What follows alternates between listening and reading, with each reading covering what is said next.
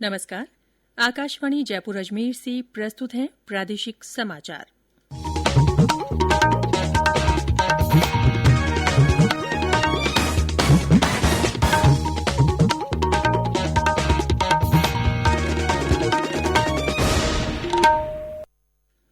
समाचारों के साथ मैं रितिका गुप्ता। प्रधानमंत्री नरेंद्र मोदी ने देशवासियों से खेल गतिविधियों को निरंतर बनाए रखने और युवाओं को अलग अलग प्रकार के खेलों में महारत हासिल करने का आह्वान किया है।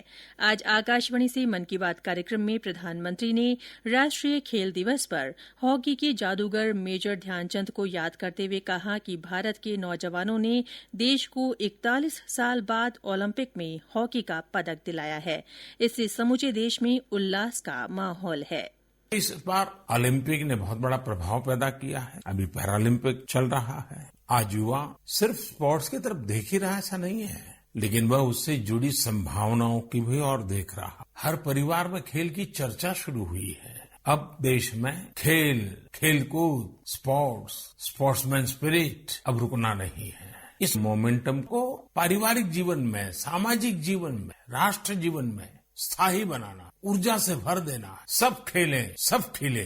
सबके प्रयास से ही भारत खेलों में वो ऊंचाई प्राप्त कर सकेगा जिसका वो हकदार है। मेजर ध्यानचंद जी जैसे लोगों ने जो राह बताई है, उसमें आगे बढ़ना हमारी जिम्मेवारी है। श्री मोदी ने आज के युवा को चुनौतियां लेने में सक्षम बताते हुए कहा कि वो सर्वश्रेष्ठ की तरफ केंद्रित हो रहा है। भगवान विश्वकर्मा को कौशल से जोड़ते हुए आज के दौर में इसकी उपयोगिता बताते हुए प्रधानमंत्री ने कहा कि हुनर को सम्मान देना और हुनरमंद होने के लिए मेहनत करनी होगी, तभी विश्वकर्मा पूजा सार्थक होगी। प्रधानमंत्री ने विश्वकर्मा जयंती की देशवासियों को शुभकामनाएं दी।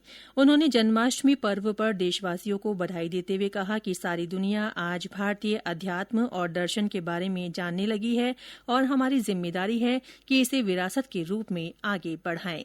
दुनिया के लोग जब आज भारतीय अध्यात्म और दर्शन के बारे में इतना कुछ सोचते हैं, तो हमारी भी जिम्मेदारी है कि हम अपनी इन महान परंपराओं को आगे लेकर जाएं। जो कालबाह्य है उसे छोड़ना ही है, लेकिन जो कालातीत है उसे आगे भी ले जाना है। हम अपने पर्व मनाएं, उसकी वैज्ञानिकता को समझें, उसके पीछे के अर्थ को समझें। इतना ही नहीं, हर पर्व में कोई न कोई संदेश है, कोई न कोई संस्कार है। हमें इसे जानना भी है, जीना भी है और आने वाली पीढ़ियों के लिए विरासत के रूप में उसे आगे बढ़ाना भी है। मैं एक बार फिर सभी देशवासियों को जन्माष्टमी की बहुत बहुत शुभकामनाएं देता हूं।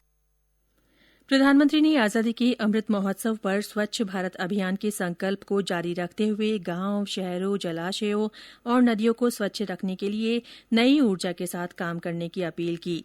संस्कृत भाषा को सरल, सहज और एकता का पोषण करने वाली भाषा बताते हुए श्री मोदी ने इसके प्रचार प्रसार के लिए शुरू किए गए सोशल मीडिया के कैंपेन #सेलिब्रेटिंगसंस्कृत से जुड़ने की अपील की।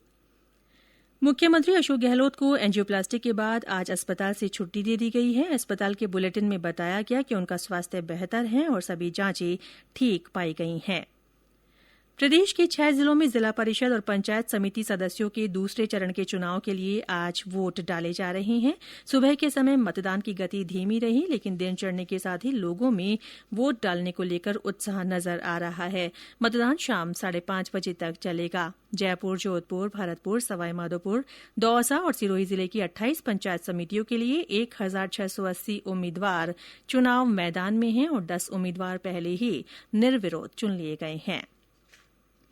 आज राष्ट्रीय खेल दिवस मनाया जा रहा है। जाने माने हॉकी खिलाड़ी मेजर ध्यानचंद की जयंती पर हर साल 29 अगस्त को खेल दिवस मनाया जाता है। इस अवसर पर प्रदेश भर में कई कार्यक्रम हो रहे हैं। जैसलमेर में खेल परिषद की ओर से रैली निकाली गई। सीकर में खेलों को पर्यावरण से जोड़ते हुए साइकिल रैली आयोजित की गई।